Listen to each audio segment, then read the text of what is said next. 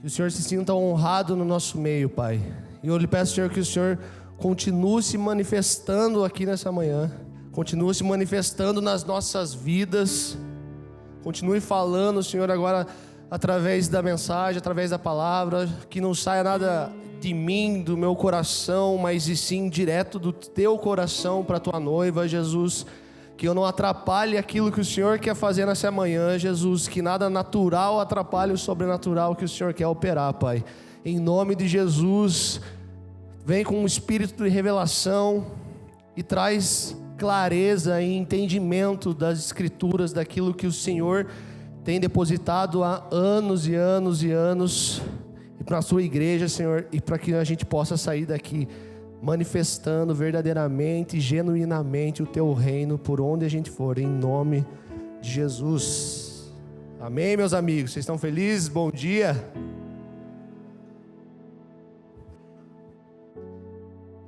Eu queria começar falando o tema da minha mensagem. Então, a minha mensagem é: topa tudo pelo reino. Uma singela homenagem ao nosso amigo Senor Abravanel, que faleceu ontem, Silvio Santos. Para quem me conhece um pouco mais próximo sabe o quanto eu gostava. Eu sempre imitei o Silvio Santos, né? E isso foi uma coisa muito engraçada, mas muito forte assim também, porque isso me levou a alguns lugares, alguns acessos às pessoas que talvez eu não teria. Eu não digo pela timidez muitas vezes, mas eu sou de certa forma tímido. Mas para fazer essas coisas engraçadas, vamos dizer assim, eu não tenho muita timidez. Então, eu chegava nas pessoas que eu não conhecia, muitas vezes eu estava lá imitando o Silvio Santos, e isso também de alguma forma aproximava as pessoas e fazia com que eu também pudesse falar de Jesus. Então, eu simulava muitas vezes, falava imitando várias coisas. Ele falava, Rui, vai vir pra cá. E aí eu falava, do ofertório. Falava, se o Santos fosse de igreja, ele ia falar, agora quem quer trazer dinheiro vem pra cá. E aí as pessoas rachavam, e essa era uma abertura que eu tinha para falar do Evangelho. Mas beleza, o que isso tem a ver com a mensagem, né? Tem tudo a ver, porque eu não tenho o encargo de um evangelista. E é uma coisa que eu preciso romper. Sim, eu sei, acredito. Mas essas ferramentas fazem com que, pela nossa subjetividade, pela maneira com que nós somos, a gente possa expressar e manifestar o reino de Deus. E é por isso que eu acredito também que Deus permitiu que eu trouxesse essa mensagem hoje. Dentro dessa série, é uma coisa muito difícil para mim falar sobre o Jesus fora da igreja, porque a gente já tem essa pré-definição, esse estereótipo assim, de que é o evangelista que tem o encargo de falar de Jesus fora, mas isso fala do ID, isso fala que é para todos aqueles que tiveram um encontro com Jesus. Então essa é uma série que ela não vai falar sobre movimentos evangelísticos.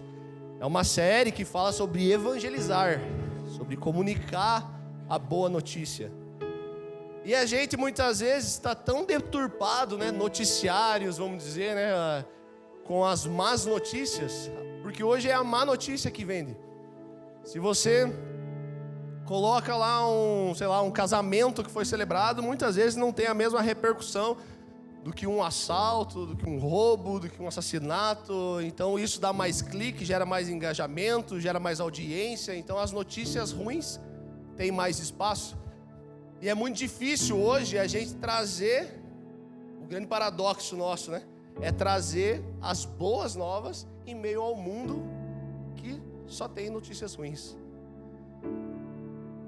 Mas Jesus, ele fala para que nós sejamos a luz do mundo e o sal dessa terra. E o que o sal faz? O sal realça, levanta o sabor de algum alimento. O sal também, ele provoca sede. O sal, ele se tornou ao longo do tempo muito valioso. Por quê? Porque naquela época ele era usado também para conservar os alimentos, né? Não tinha geladeira, freezer, essas coisas para congelar, e eles usavam o sal para que os alimentos se conservassem. E ser o sal da terra também fala disso, de conservar a palavra de Deus que a gente tem recebido semana após semana e aplicado em nome de Jesus.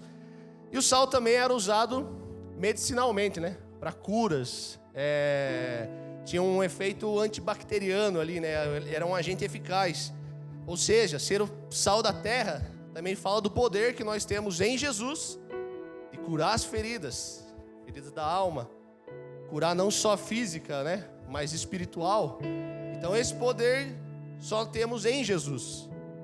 Então Cristo nos chama para ser o quê? O sal da terra. Jesus não fala seja o sal do saleiro. Não fique dentro do saleiro, mas seja o sal da terra. Amém? Essa mensagem é para todos. Porque lá em Romanos 3, no versículo 23, não precisa abrir, diz assim: pois todos pecaram e estão destituídos da glória de Deus. Ou seja, todos nós somos pecadores. E por meio do sacrifício de Jesus, a gente pode entrar para uma família, entrar para um lugar e ser chamado filho de Deus. E isso é precioso demais.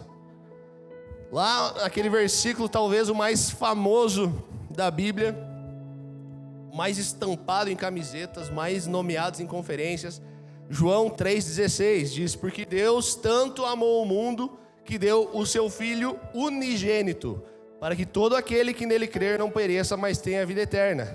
Ou seja, Jesus veio como unigênito, o único Filho de Deus. Mas aí ele morre, ressuscita e se torna o primogênito, o primeiro entre muitos. Isso está lá em Romanos 8, 29, que diz: pois aqueles que de antemão conheceu, também os predestinou para serem conformes à imagem de seu Filho, a fim de que ele seja o primogênito entre muitos irmãos. E quem são os muitos irmãos? Eu e você. Então o acesso para se tornar filho de Deus é para todo mundo. Deu para entender? O acesso para se tornar filho, fala do quê? Fala do vinde a mim. O vinde a mim é para todos.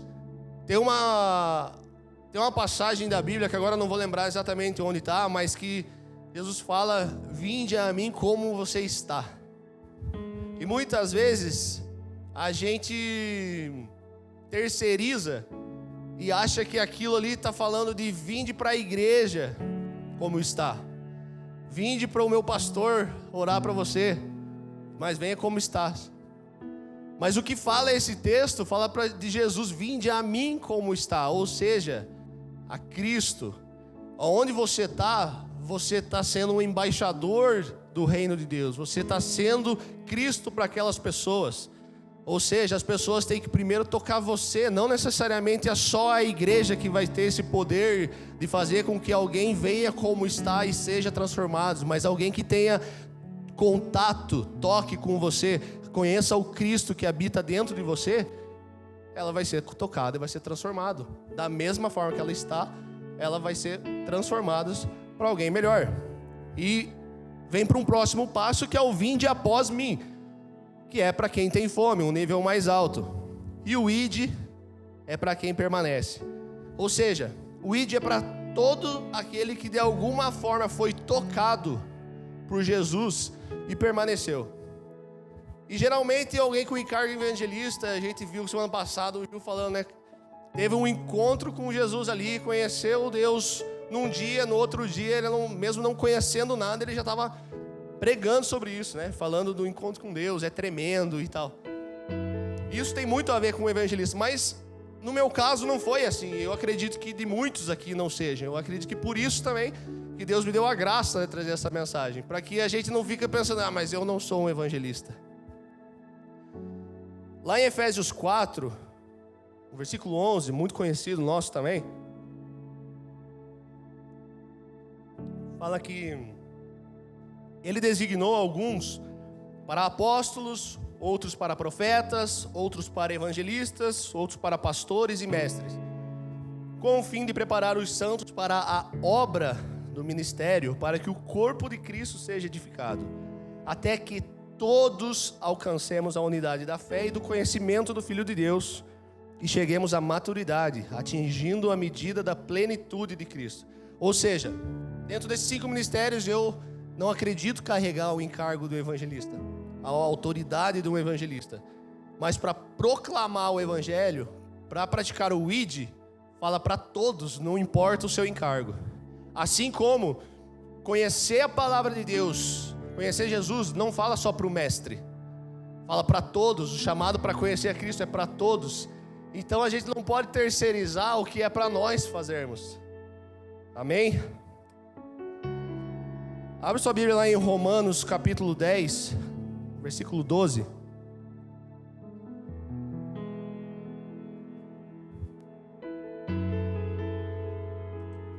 Não há diferença entre judeus e gentios, pois o mesmo Senhor é Senhor de todos e abençoa ricamente todos os que o invocam. Porque todo aquele que invocar o nome do Senhor será salvo. Amém? Como invocarão aquele em quem não creram? E como crerão naquele de quem não ouviram falar? E como ouvirão se não houver quem pregue? E como pregarão se não forem enviados? Como está escrito, como são os belos os pés dos que anunciam as boas novas. Xandão já falou algumas vezes aqui, eu não sei se foi no Aura aqui, como que vão crer em Cristo se você não fala que você é cristão onde você está inserido? No meu antigo trabalho, há muitos anos atrás, recém quando eu entrei, tinha um cara que trabalhava comigo, e aí ele me adicionou na época no Facebook, né? Pra você ver que é lá dos tempos dos Incas, dos Aztecas. Ele me adicionou no Facebook, daí no outro dia ele veio trabalhar. Cara, eu não sabia que você era crente. Eu falei, sim, sou. E eu já trabalhava com ele ali pelo menos uns 4 meses, 5 meses. Ele falou assim, cara, é que você não parece, você não é igual esses evangélicos aí e tal, né? Que, não sei o que, nada pode, não sei o que. Eu falei assim, Só que ele falou isso numa perspectiva muito positiva. No sentido de que, cara, eu não faço parte, assim, então, do crente tradicional lá, com o terninho, a Bíblia debaixo do braço, e que sai falando um monte de coisa. E ele falou nessa perspectiva positiva. Só que ele é um cara que odeia os crentes. E aí ele veio e falou isso de forma positiva, mas me acendeu um alerta. Eu falei assim, cara, como que o cara tá 4 meses, 5 meses trabalhando na mesma empresa e eu nunca demonstrei em alguma forma que eu era cristão, sabe? Que eu era crente. E isso me pegou de uma forma que eu falei, cara, mexeu muito comigo. Eu falei assim, mano, eu tô muito errado. Ou seja, tipo, o que eu tô fazendo aqui? Eu tô trabalhando já há 4, 5 meses. Como que as pessoas vão se converter se não tem quem pregue? Sabe, não tinha um cristão lá, talvez Deus me plantou porque era só eu lá para falar de Jesus para aquela galera. E como que eles vão se converter se não tinha quem pregasse? Cara, isso me instigou muito, porque você não está plantado onde você está plantado, no seu trabalho, só por conta do emprego, por conta de um salário no fim do mês, para bater o seu ponto de entrada, seu ponto de saída. O Gil até falou semana passada aqui, a casa que você mora, o bairro, não é por causa só da sua condição financeira, mas a gente tem que entender que há um propósito nessas coisas. Você não chegou à toa, um desejo no seu coração, muitas vezes, de um curso determinado na tua faculdade, ou você entrou numa universidade somente pelo vestibular, somente pelo teu esforço, mas você tem que entender que há um propósito nisso. Igual você que empreende, tem uma empresa, cara, não é só para aumentar seus bens, seus patrimônios, tem um propósito nisso. Em tudo tem um propósito. E por isso que Deus plantou você exatamente onde você está. E você precisa enxergar, buscar em Jesus o propósito nisso. Amém? E o propósito geralmente vem da seguinte forma: o propósito é que você ame as pessoas, para que você liberte aqueles que estão presos muitas vezes em si mesmos, para que você cure, para que você faça a diferença na vida de alguém. Muitas vezes esse é o propósito. A gente fica buscando uma coisa grandiosa. Qual é o meu propósito? Meu propósito é transformar essa empresa aqui. Mas às vezes, e quase sempre, o seu propósito é amar as pessoas e ser a diferença na vida de alguém. Mas eu não vou mudar o mundo sozinho, não vou mudar toda a minha empresa. Mas, cara, você pode mudar o dia de alguém. Um abraço muitas vezes pode mudar a vida de alguém, o mundo de alguém. E mais para isso, para que a gente possa falar Jesus, manifestar Jesus, a gente precisa ser instigado por Ele. Porque, mas eu não consigo falar de Jesus no meu trabalho, porque não é o meu encargo.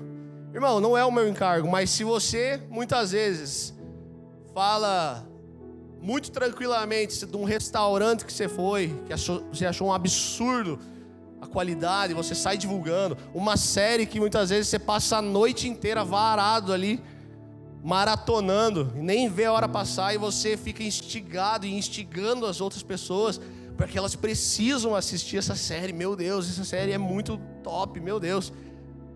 Cara, se você tem essa facilidade de falar de todas as coisas, menos de Jesus para as pessoas, de verdade, não é porque você não é um evangelista, mas é porque talvez Jesus não esteja no seu lugar de prazer que deveria ter. Amém? Lá em 1 Coríntios, o Xande postou essa semana, acho que eu nunca tinha lido esse texto na versão A Mensagem. Em 1 Coríntios, no capítulo 1, no versículo 26 a 31. A Bíblia, a Mensagem diz o seguinte: lembre-se de quem vocês eram quando foram chamados para essa vida. Não vejo entre vocês muitos representantes da elite intelectual, nem cidadãos influentes, nem muitas famílias da alta sociedade. Não é óbvio que Deus deliberadamente escolheu homens e mulheres que a sociedade despreza, explora e abusa? Não é óbvio que Ele escolheu gente do tipo Zé Ninguém para desmascarar as pretensões vãs dos que se julgam importantes? Fique claro que nenhum de vocês pode contar vantagens diante de Deus. Tudo que nós temos, cabeça no lugar, vida correta, pecados perdoados e novo início, vem de Deus, por meio de Jesus. Daí o ditado: se alguém se orgulha, que se orgulhe por causa de Deus. Ou seja, se lembre de onde Deus alcançou você. E essa restauração que você teve vai dar um tilt na cabeça daqueles que só olham para o natural. Porque se Deus te tirou de um lugar de uma forma sobrenatural, sua vida deu um comeback e você mudou de vida. As pessoas que só olham o natural, só olham para aquilo que você era, vai dar um tilt nos cérebros. Por quê?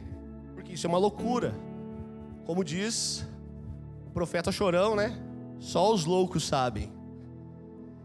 Então Jesus usou as pessoas mais comuns da sociedade, as pessoas que muitas vezes estão marginalizadas.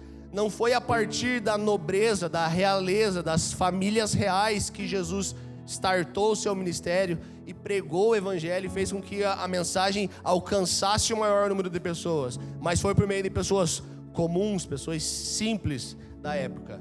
Porque a elite da época, eles eram, em sua grande maioria, pensavam dessa forma, com a vida de autossuficiência. E para Deus, no reino de Deus, não existe o sabe-tudo, o sabichão, né? O autossuficiente, mas sim a suficiência do alto. E eu quero mostrar de uma forma bem breve algumas pessoas comuns, como eu e você, que tiveram um verdadeiro encontro com Cristo. E esse encontro mudou as próprias vidas, a família, o entorno, a cidade, muitas vezes, regiões, e que só o evangelho tem esse poder. Você falar de Deus, um Deus que mudou a sua vida para uma pessoa e a partir disso a sociedade ser tocada, é só o evangelho que tem esse poder. Billy Graham, né, um dos maiores evangelistas de todos os tempos, considerado para alguns até o maior. Eu fico pensando, quando eu me converti, eu comecei a ver coisas ali sobre ele. Eu pensei, cara, imagina um cara que pregou para ele um dia.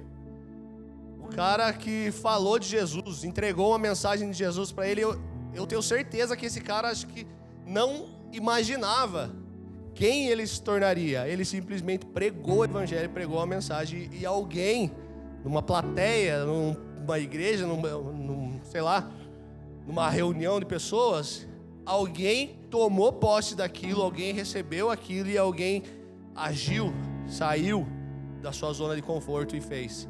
E aí eu me instiguei, eu fui atrás disso.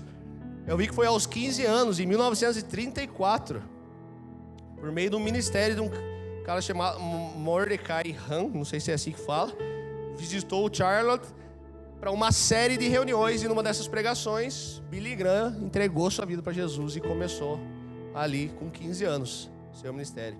E tem uma frase dele que me marca muitos anos, que ele fala assim, ó: eu nunca visitei uma pessoa importante ou quem quer que seja sem ter a profunda compreensão de quem eu sou, o embaixador do Rei dos Reis, do Senhor dos Senhores. Quando eu olhei isso, falei assim, caraca, mano, em qualquer lugar, não importa se ele tá falando com o presidente ou tá falando com a mais baixa classe, ele não se rebaixa de quem ele é. Ele é o embaixador do reino dos céus. Mas agora, abre sua Bíblia lá em Atos dos Apóstolos, no capítulo 16, no versículo 11. Eu vou mostrar algumas histórias na Bíblia dessas pessoas.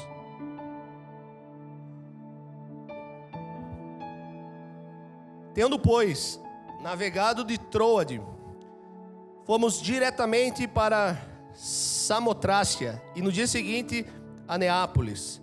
Dali fomos a Filipos, cidade da Macedônia, primeira do distrito e colônia romana. Nessa cidade permanecemos alguns dias. No sábado saímos da cidade para a beira do rio, onde nos pareceu haver um lugar de oração. E assentando-nos, falamos às mulheres que haviam se reunido ali. Verso 14. Só tem esses 2 versículos que falam sobre essa mulher na Bíblia. Certa mulher, chamada Lídia, da cidade de Tiatira, vendedora de púrpura, temente a Deus, nos escutava. O Senhor lhe abriu o coração para que estivesse atenta ao que Paulo dizia. Depois de ser batizada, ela e toda a sua casa nos fez esse pedido: se julgo que sou fiel ao Senhor, venham ficar na minha casa. E nos constrangeu a isso. Cara, olha que história interessante. Só tem 2 versículos falando dessa mulher. Mas antes de falar dela, Paulo geralmente começava o seu ministério pregando para os judeus nas sinagogas e depois saía para pregar para os gentios, toda a turma dos que não eram judeu. Mas em Filipos era diferente, porque praticamente toda a cidade era gentil, não tinha judeu suficiente para ter uma sinagoga. E o texto fala que essa reunião de oração dessas mulheres estava acontecendo fora da cidade. Isso porque, segundo alguns historiadores, na entrada da cidade tinha um arco, escrito um texto que proibia qualquer tipo de religião não conhecida pelos gregos ali. Então essa reunião de oração estava acontecendo fora da cidade, perto do rio. E aí a Bíblia vem com 2 versículos sobre uma mulher que recebeu a palavra do Evangelho. Lídia, ela era uma comerciante muito bem sucedida, porque púrpura, ela era vendedora de púrpura e isso era um material muito nobre, muito caro na época. Não fala, a Bíblia não é clara se ela tinha marido ou não, mas que ela era responsável por uma casa. Sugere talvez que ela fosse viúva, mas não é claro. E ela presta atenção na mensagem de Paulo e crê em Jesus. E ainda ela praticamente implorou para que aqueles homens de Deus se hospedassem na sua casa. Isso fala de servir, de fortalecer a caminhada de um próximo. Eu não sei quantos aqui, mas todo evento que acontece aqui na igreja, que vem gente de fora, nossa casa fica entupida de gente. Já teve dias de eu ter que sair de casa e deixar a casa para os outros, né? Mas fica entupida lá, mas, cara, muitas vezes é no desconforto, porque, sei lá, cabe 4 pessoas, tá igual a cela, né? Que os caras falam, tem 80 presos e cabe 10. Tipo assim, a casa fica em época de conferência, assim.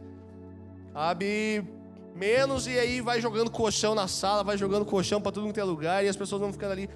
Cara, mas é uma alegria muito grande receber essas pessoas. Receber homens e mulheres de Deus, né? Servi-los, fortalecer a caminhada muitas vezes. Mas Lucas ali, no texto, Lucas descreve os 2 primeiros passos de uma nova convertida, que era a Lídia. Primeiro, ela foi batizada. Segundo, ela trouxe os membros da sua casa até Paulo e Silas, e eles também se convertem a Cristo. Então ela e sua casa se convertem a Cristo. Mas sabe o que é o mais incrível?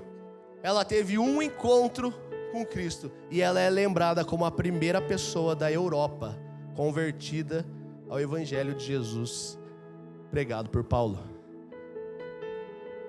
Mano, isso me chocou, assim. Tem 2 versículos da mulher. Uma mulher estava fora da cidade, porque não podia, né? O judeu ali estava numa cidade completamente tomada ali pelos gregos, a religião dos gregos ali, politeísta, dos deuses, e elas estavam se reunindo para oração fora. Ela recebe essa mensagem, ela se converte ao Evangelho de Jesus, e ela é conhecida como a primeira convertida na Europa. Sabe o quão poderoso é isso?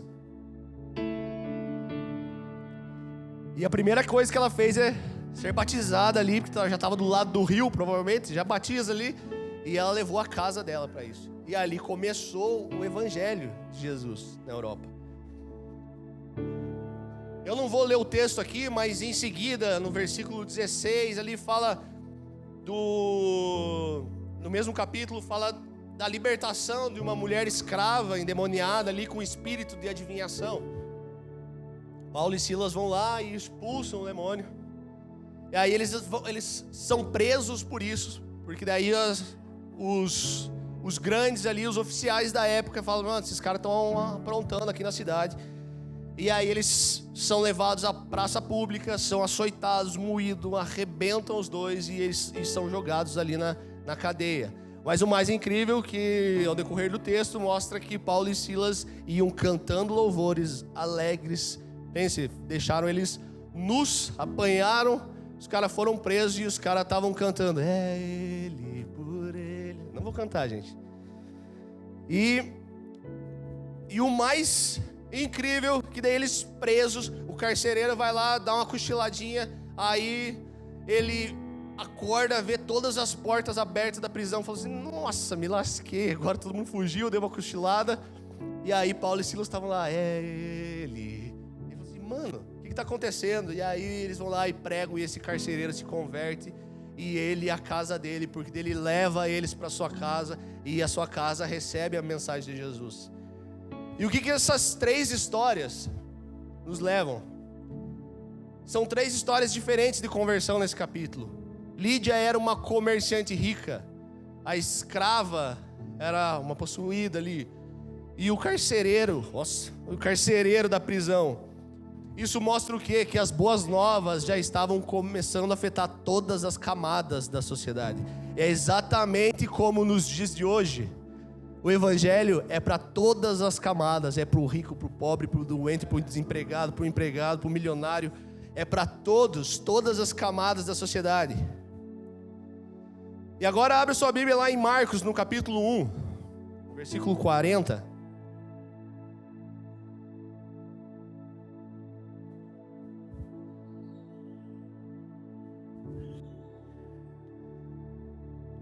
Um leproso aproximou-se dele e suplicou-lhes de joelho, se quiseres, podes purificar-me.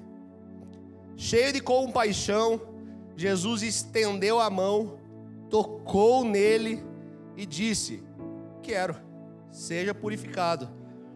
Imediatamente a lepra o deixou e ele foi purificado. Em seguida, Jesus o despediu com advertência e disse, olhe, não conte isso para ninguém, mas vá mostrar para o sacerdote e ofereça pela sua purificação os sacrifícios que Moisés ordenou para que sirva de testemunho. Ele, porém, saiu e começou a tornar público o fato, espalhando a notícia por todos os cantos. Por isso, Jesus não podia mais entrar publicamente em nenhuma cidade, mas ficava de fora em lugares solitários. E mesmo assim, via gente de todas as partes. Quero que você entenda a preciosidade disso aqui. A lepra era a pior doença que existia na época. Era a pior de todas as doenças. Quem era diagnosticado, né? Não é essa palavra, né? Mas diagnosticado com a lepra, não fazia lá os exames, né? Tinha que ir para uma caverna com os outros leprosos. Ele vestia uma capa que identificava que ele era um leproso. Ele era separado da própria casa, da própria família. E eles ficavam ali, na quarentena. Só que um leproso, ele não podia se aproximar de pessoas nenhumas.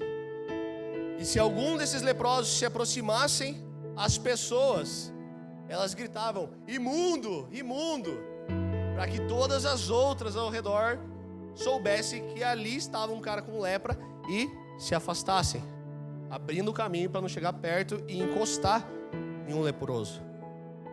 A lepra pode simbolizar muitas vezes o pecado para nós, né? Sei que nós já falamos de santidade, mas cara, a lepra ela era mais profunda do que a pele, né? Não era uma doença dermatológica só da pele, mas ela afetava a carne, os ossos à medida que ela ia se espalhando. A lepra separa, as pessoas não podiam ter contato com ninguém mais. A lepra deixava marcas e a lepra contaminava os outros. Agora pensa a coragem desse cara leproso que estava lá. Ele estava preso, soube de Jesus ali. Ele sai na disparada e ele ultrapassa ali barreiras dos guardas. Ele ultrapassa a população. E aonde ele ia gritando, provavelmente as pessoas, imundo, imundo. E todo mundo ia se afastando, ia abrindo caminho, até que tinha um homem parado, que não saiu, não se afastou dele, Cristo.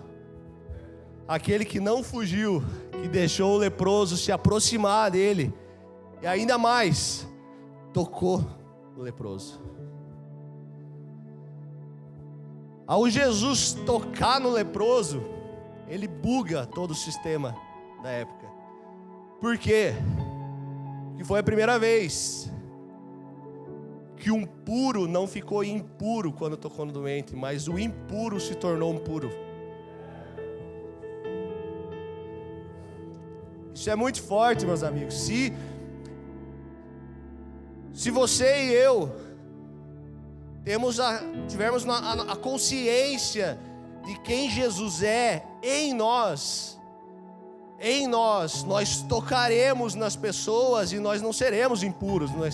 Essas pessoas serão purificadas, essas pessoas serão curadas, essas pessoas serão transformadas, essas pessoas verão Jesus, essas pessoas sairão da onde elas estão, essas pessoas encontrarão com o amado.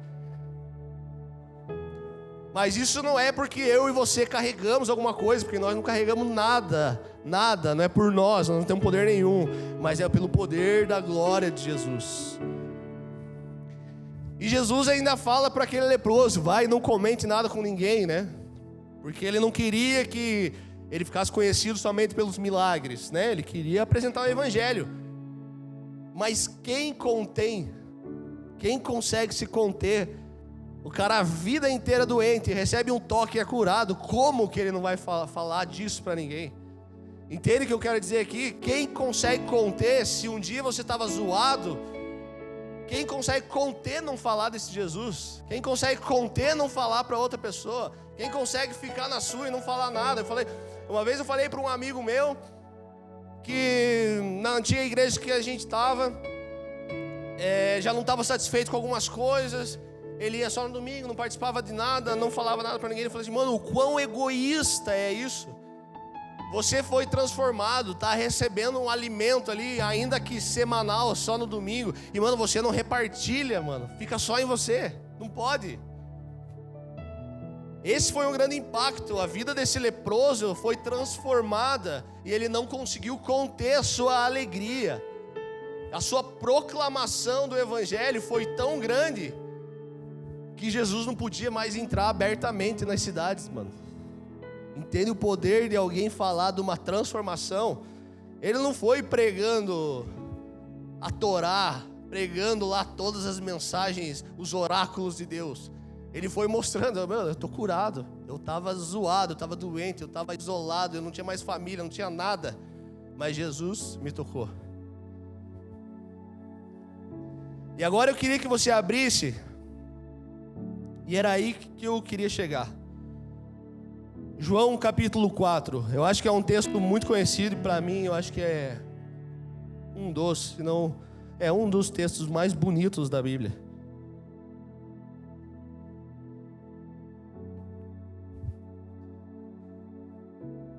João capítulo 4, ele vai falar da mulher samaritana. No versículo 3, começa ali: quando o Senhor ficou sabendo disso, saiu da Judeia e voltou uma vez mais a Galiléia, e era-lhe necessário passar por Samaria. A maioria dos judeus fazia de tudo, podem deixar esse texto aí, a gente vai ler ele inteiro. A maioria dos judeus fazia de tudo para não passar por Samaria, porque os samaritanos eram inimigos mortais. Era quase um Atletiba ali, Grenal. Mas envolvia muito mais coisa, tinha etnias e tudo mais.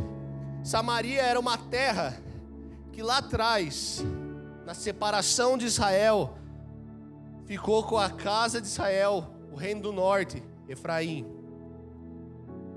Mas Jesus e os judeus, né, obviamente com a casa de Judá. E Jesus, ele não estava nem aí. Ele tinha que passar por lá. Os judeus faziam uma volta maior para não cruzar ali pelos caras. E Jesus falou, e a Bíblia fala que era necessário que Jesus passasse por Samaria. E Jesus não estava nem aí, foi lá e já foi o primeiro baque para os discípulos. Continuando ali no versículo 5. Assim, chegou à cidade de Samaria, chamada Sicar, perto das terras de Jacó, que Jacó dera ao seu filho José. Havia ali o poço de Jacó. Jesus, cansado da viagem, sentou-se à beira do poço. Isso se deu por volta do meio-dia. Jesus ir ao poço meio-dia já era um indicativo do que ele ia fazer. Se ele fosse logo pela manhã, era muito mais compreensível, já tinha grupo de pessoas, as pessoas mais respeitáveis, vamos dizer assim, ia ao poço pegar água logo pelo início da manhã. Mas meio-dia é quando o poço está abandonado, porque será a hora mais quente do dia. É o horário que ninguém vai ali buscar água. Você já pegou, às vezes, uma água na torneira, naquele sol escaldante, a água sai quente. Que você não... Ou você vai, tipo, aquele verãozão, não é tão comum aqui, né? Mas aquele verãozão nosso aqui, você vai abrir o chuveiro e a água sai quente. Você pode abrir ele no gelado ali, a água sai quente por causa do calor, por causa do sol escaldante. Então, meio-dia é quando o poço está abandonado ali.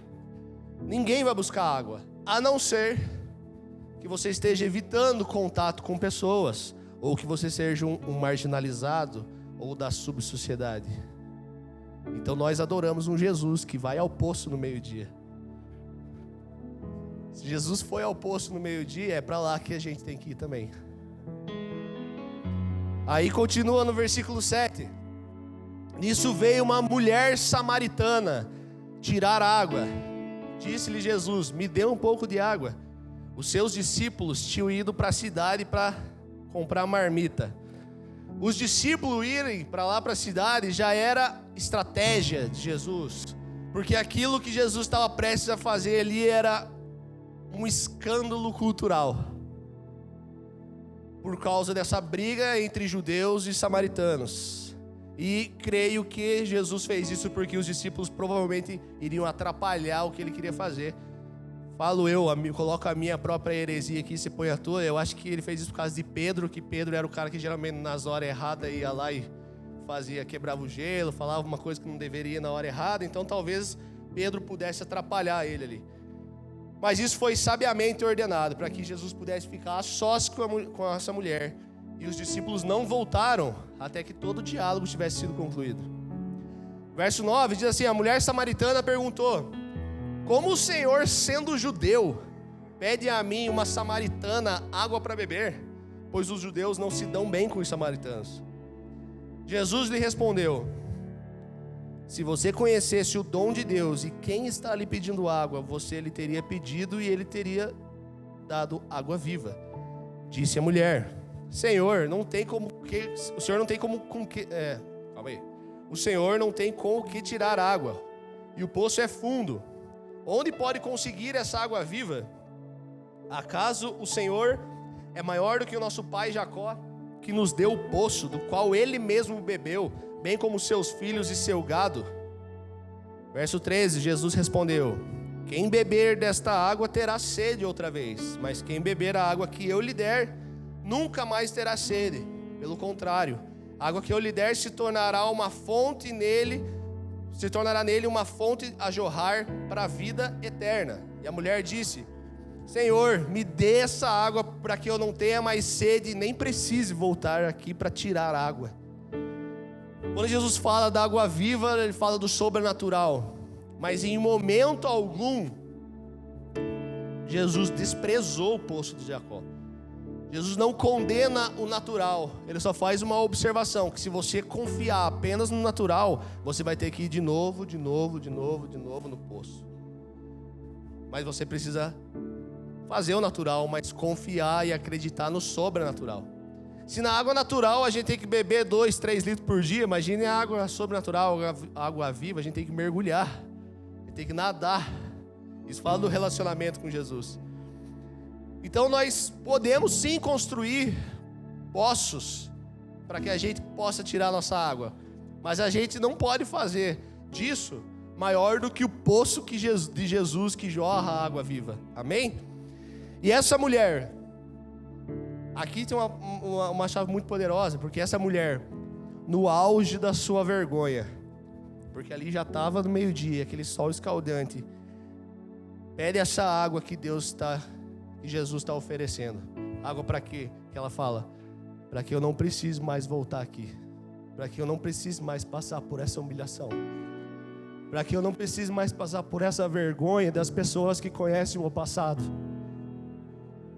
Me dá essa água para que eu não precise mais voltar aqui.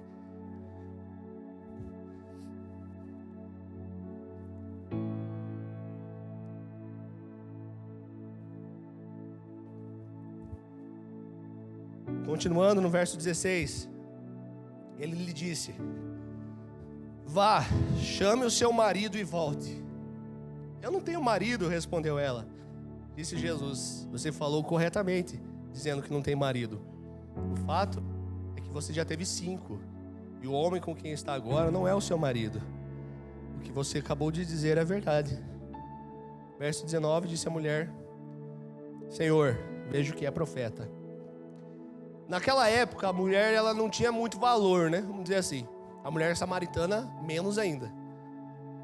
E Jesus fala que ela teve 5 maridos, e agora estava com o 6º, e esse 6º, ela não era casada, né?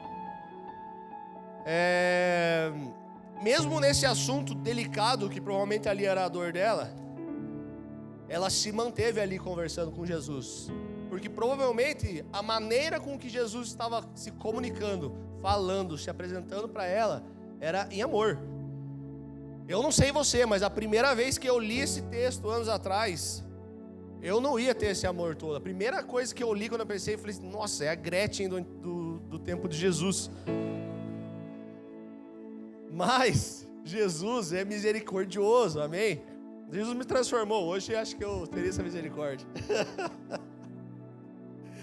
Então aí está se não o principal motivo da vergonha dela: relacionamento.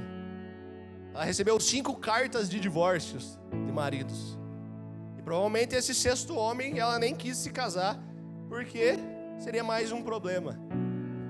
Número 6 na Bíblia fala sobre a humanidade. O 6º homem que ela estava fala da humanidade. Aí Jesus aparece como o 7º.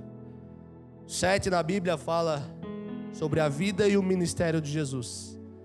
O 7 na Bíblia fala sobre a perfeição, sobre a plena satisfação.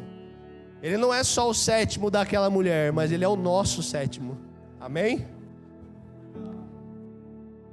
E olha que lindo isso aqui, ó. Tem uma versão na Bíblia, uma versão da Bíblia chamada The Passion Translation, que ela é como se fosse a mensagem americana. E no capítulo 19, no verso 30 ali de João, é bem famoso que ele acrescenta um temperinho ali, que ele fala: está consumado, minha noiva. Quando eu olhei esse texto, eu falei: uau, meu Deus, está consumado, minha noiva. Porque é assim que Jesus vê a humanidade, como a sua noiva. Nós somos a noiva de Cristo.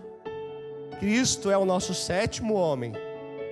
Aquele que completa, aquele que é perfeito, aquele que é lindo, maravilhoso. Ele é o nosso sétimo homem. E com certeza, aqueles discípulos não viam aquela mulher como uma noiva de Jesus. Será que eu e você conseguimos ver aquelas pessoas que hoje são a escória da sociedade como noiva de Jesus também? Ou só nós somos a noiva? Será que só nós somos a noiva de Jesus? Será que é por isso que a gente não se aproxima dos diferentes? Porque talvez eles não sejam a noiva, só nós? Verso 20: nossos antepassados adoraram nesse monte, mas vocês, judeus, dizem que Jerusalém é o lugar onde se deve adorar. Jesus declarou: creia em mim, mulher, está próxima a hora em que vocês não adorarão o Pai, nem nesse monte, nem em Jerusalém. Vocês, samaritanos, adoram o que não conhecem. Nós adoramos o que conhecemos, pois a salvação vem dos judeus. No entanto, está chegando a hora, e de fato já chegou, em que os verdadeiros adoradores adorarão o Pai em espírito e em verdade. São estes os adoradores que o Pai procura. Deus é espírito, e é necessário que seus adoradores o adorem em espírito e em verdade. Adoração ao espírito e em verdade é porque o espírito é quem nos guia por toda a verdade, que é Cristo. Olhando esse texto, parece uma conversa muito comum, muito normal para nós hoje. Mas isso era um completo absurdo, porque primeiro, homens judeus não falavam de teologia com suas mulheres. Mulheres não tinham conhecimento teológico e não tinham com que contribuir com o assunto na época. Teologia era coisa de homem. Aí Jesus, judeu, diferente dos demais, ela vê que Jesus é um judeu diferente dos demais e pensa: então vou ver qual que é então. Vamos começar a debater a teologia aqui. Vamos falar aqui qual que é esse monte. Estão falando que é o monte A, o monte B. E a resposta de Jesus não foi como qualquer judeu falaria: isso não é a nossa conta. Loki. Só para dar uma quebradinha. Jesus fala: então tá, vamos conversar disso. Já era contracultural na época. O que Jesus faz? Ele se revela como poucas vezes na Bíblia ele fala quem ele é em uma conversa individual. Verso 25: disse a mulher: eu sei que o Messias, chamado Cristo, está para vir. Quando ele vier, explicará tudo para nós. Então Jesus declarou: eu sou o Messias. Eu que estou falando com você. Eu sou. Entende o quão forte é isso? Quando Jesus fala quem ele é para alguém, não tem como ficar igual. Não precisa abrir, porque nós vamos continuar nesse texto ainda. Mas lá no capítulo 18 de João, verso 4 diz: Jesus, sabendo tudo o que ia acontecer, saiu e lhe perguntou: quem vocês estão procurando? A Jesus de Nazaré, responderam eles.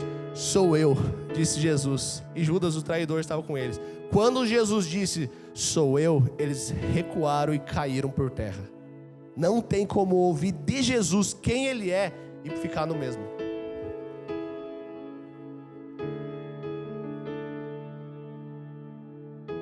Verso 17: naquele momento, seus discípulos voltaram e ficaram surpresos ao encontrá-lo conversando com uma mulher.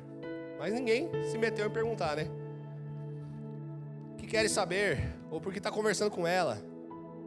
Então, deixando o seu cântaro, a mulher voltou à cidade e disse ao povo: venham ver o homem que me disse tudo o que eu tenho feito. Será que ele não é o Cristo? Então saíram da cidade e foram para onde ele estava. Ela deixou o cântaro, deixou o seu potão de água ali.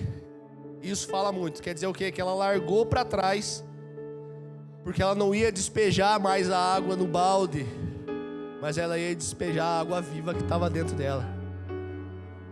Então ela sai correndo, ela vai para aquela cidade ali, para Sicar, e ela sai falando: gente, encontrei com o cara ali, será que ele não é o Cristo? E aí esse pessoal sai da cidade, e para ganhar tempo aqui, nisso, enquanto ela sai, vai falar com a galera, Jesus fica ali com os discípulos, e ele fala sobre a colheita, sobre a grande colheita. Está vendo? Os campos estão prontos, os trabalhadores são poucos. E o que isso queria dizer? Ela saiu, Jesus fala para o discípulo: daqui a pouco vai vir uma penca de samaritano, e qual vai ser? Eles vão ser amados? Daqui a pouco vem uma penca de gente para Poema, e qual vai ser? Eles vão ser amados? Ganhando tempo, vamos para o verso 39. Muitos samaritanos daquela cidade creram nele por causa do seguinte testemunho dado pela mulher: ele me disse tudo o que eu tenho feito. 40. Assim, quando se aproximaram dele, os samaritanos insistiram em que ficasse com eles, e ele ficou 2 dias. E por causa da sua palavra, muitos creram e disseram à mulher: agora cremos, não somente por causa do que você disse, pois nós mesmos o ouvimos e sabemos que esse é realmente o Salvador do mundo.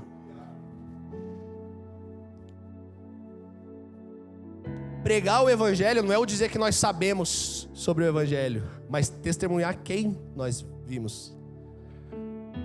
Quando essa samaritana saiu, estava indo para a cidade, Jesus não falou para ela: abra a sua igreja, Samaritanos Church, abra o seu GC na sua casa, vai lá para a sua cidade agora e pregue o Evangelho.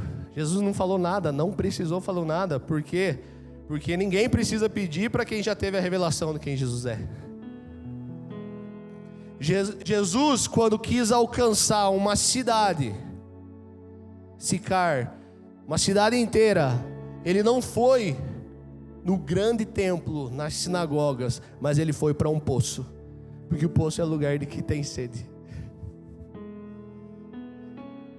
E agora eu estou me encaminhando para o final. Eu queria muito que você prestasse muita atenção nessa parte. Se você não pegou nada da pregação, só acorda e pega essa parte. Esse já vai ser liberto, em nome de Jesus. Lembra lá da treta dos judeus samaritanos? Samaria era a terra de Efraim, que eu falei lá, que caiu quando a nação de Israel... Obrigado, cara. Nossa, não precisava ainda, não precisa ainda. Falta mais um pouco, só para... Na próxima. Senão vai ficar muito tempo aqui atrás, eu vou sentir pressionado. Samaria era a terra de Efraim. Quando caiu a nação de Israel. Então, quando caiu a nação de Israel, ela ficou dividida: Reino do Norte, Reino do Sul. Presta atenção. Reino do Norte, Efraim, Samaria, ficou chamado de Casa de Israel. Reino do Sul, Judá, Jerusalém, os judeus ali foram chamados de Casa de Judá. Deu para entender? Casa de Israel, Casa de Judá. Casa de Israel, Casa de Judá. Deus espalha o povo e depois, por uma profecia de Ezequiel, diz que ajuntaria esse povo. Ezequiel capítulo 11, versículo 16. Portanto, diga, assim diz o Senhor: embora eu os tenha mandado para terras muito distantes entre os povos e os tenha espalhado entre as nações, por breve período tenho sido um santuário para ele nas terras para onde foram. Portanto, diga, assim diz o Senhor: eu os ajuntarei dentre as nações e os trarei de volta das terras para onde vocês foram espalhados, e lhes devolverei a terra de Israel. Eles voltarão para ela e retirarão todas as suas imagens repugnantes e seus ídolos detestáveis. Darei a eles um coração não dividido, porém um novo espírito neles. Retirarei deles o coração de pedra e lhe darei um coração de carne. Então Deus espalhou a casa a casa de Israel, o norte. E segundo a profecia, Deus traria todo esse povo disperso e ajuntaria ele de volta. Mas como? Então Deus espalhou eles para quê? Para que os gentios, para que todas as pessoas dos 4 cantos da terra ouvissem falar dele. Incrível que Jesus foi enviado para os seus não receberam, sobrou para os gentios, né? Nós, graças a Deus. E em João, no capítulo, ali ele falou o pessoal da casa de Israel. João, capítulo 10, está falando os judeus, da casa de Judá. Versículo 16: tenho outras ovelhas que não são desse aprisco. É necessário que eu as conduza também. Elas ouvirão a minha voz, e haverá um só rebanho e um só pastor. O grande X da questão: Israel lá atrás foi enviada para as nações, para que os povos fossem abençoados. Porém eles se perderam junto dos povos, se misturaram com os povos, misturaram suas festas, seus princípios.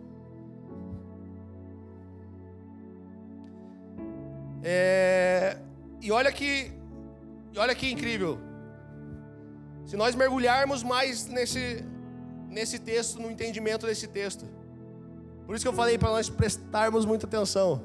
Porque uma vez o Xanão falou lá no Hour, a parte da Bíblia que funciona para você é a parte que você crê.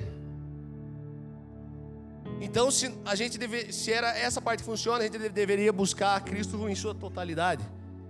Quando Jesus fala pelas parábolas, ele fala para a grande multidão. Eu já falei isso aqui uma vez, mas o desvendar dessas parábolas ele fala nas mesas, né? Quem quer algo mais, quem tem fome, quem tem sede. Vamos lá. No Antigo Testamento, Deus falava com o povo por meio de Moisés, dos profetas. Em Êxodo 24, Deus faz uma aliança com o povo de Israel. A aliança fala do casamento. Êxodo 24, no versículo 7 diz: em seguida, leu o livro da aliança para o povo e disseram: faremos fielmente tudo o que o Senhor ordenou. Depois Moisés aspergiu o sangue sobre o povo, dizendo: este é o sangue da aliança que o Senhor fez com vocês, de acordo com todas essas palavras. Aliança aqui falando do casamento. Então, mas depois de um tempo dessa aliança, depois desse casamento, houve a divisão da casa de Israel e a casa de Judá. Com isso, Israel se desvia dos caminhos do Senhor, como uma esposa no casamento se deitando com vários outros homens.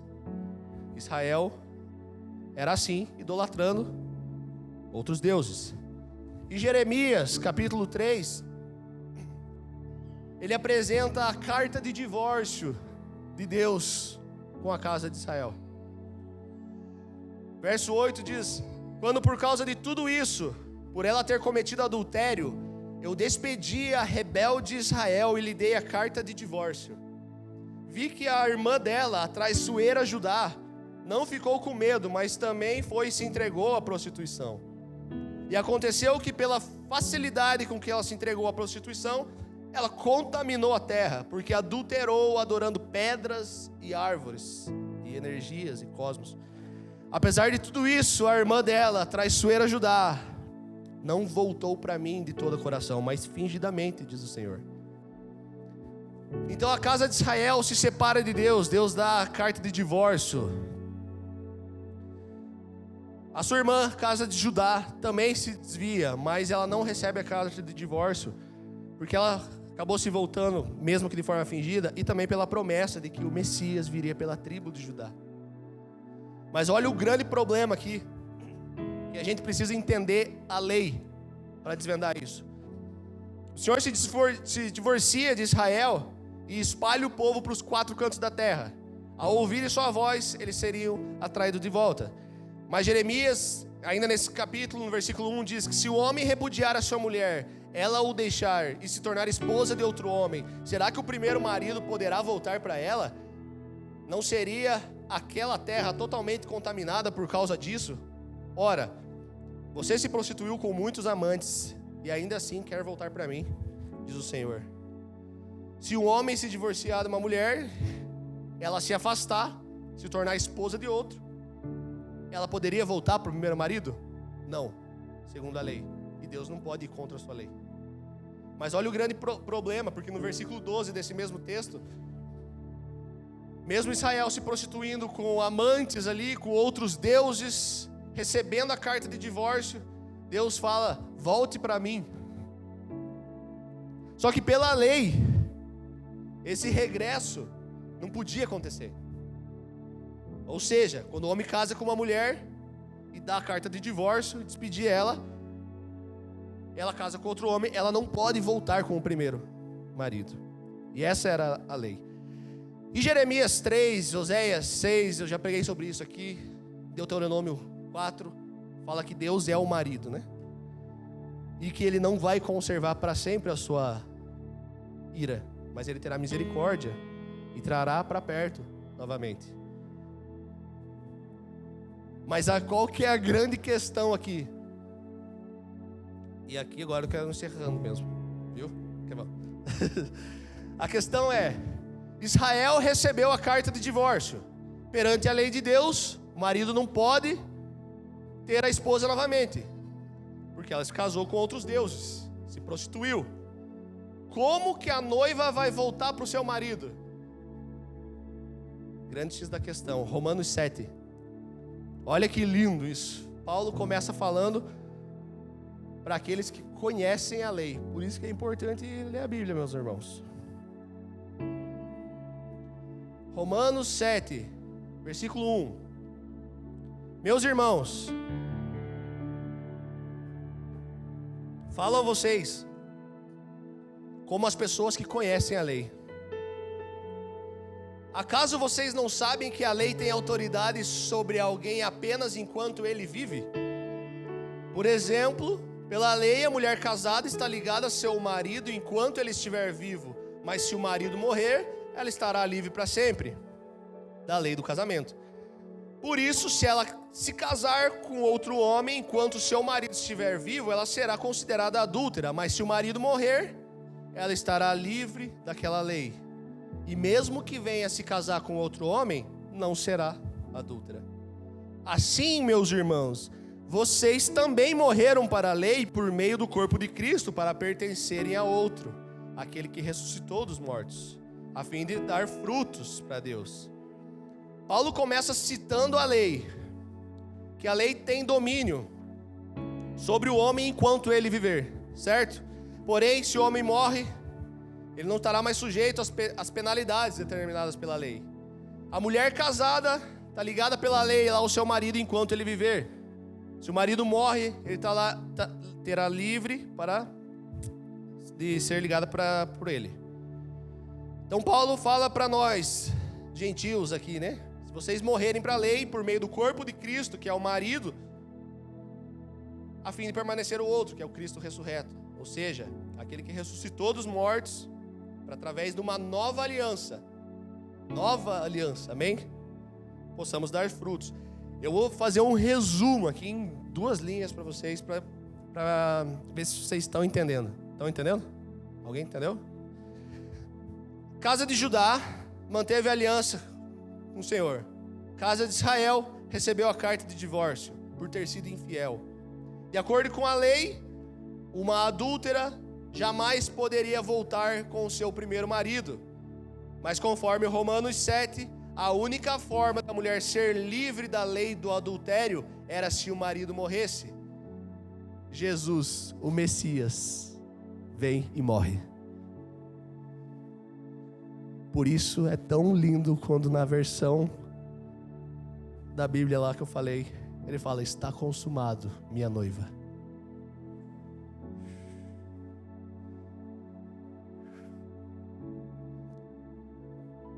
Qual é a grande nova, a grande notícia? Que o noivo morreu pela noiva. E não para por aí. Por que Jesus ressuscitou?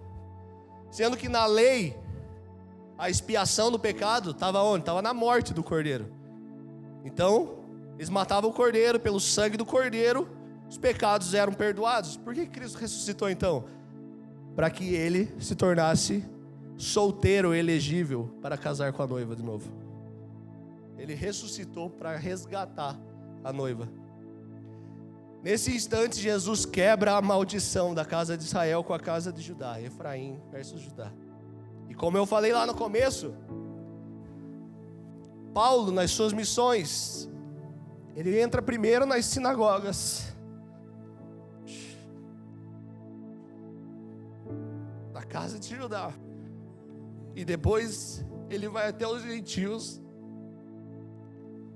para dizer: vocês podem voltar.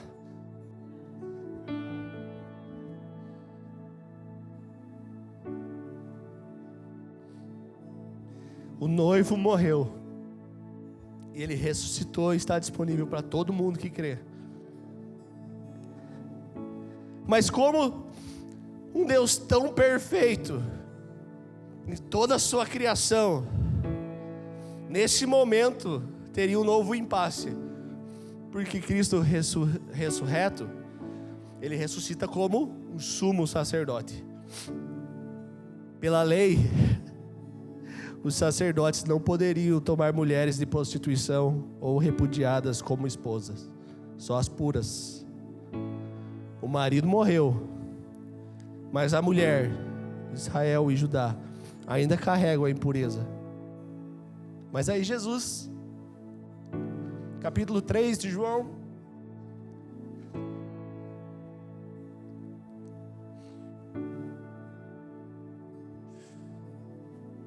ele vai e fala com Nicodemos.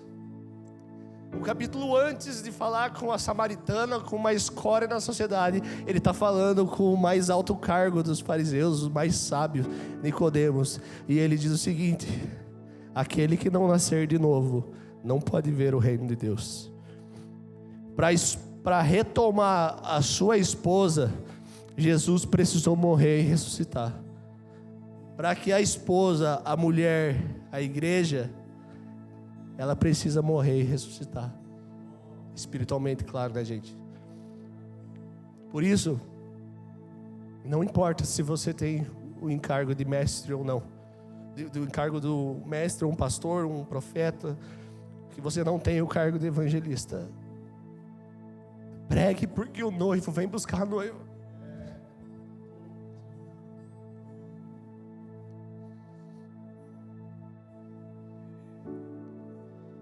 Quando a gente fala de evangelismo, a gente não fala de um encargo, mas a gente fala de uma noiva sendo preparada para um noivo.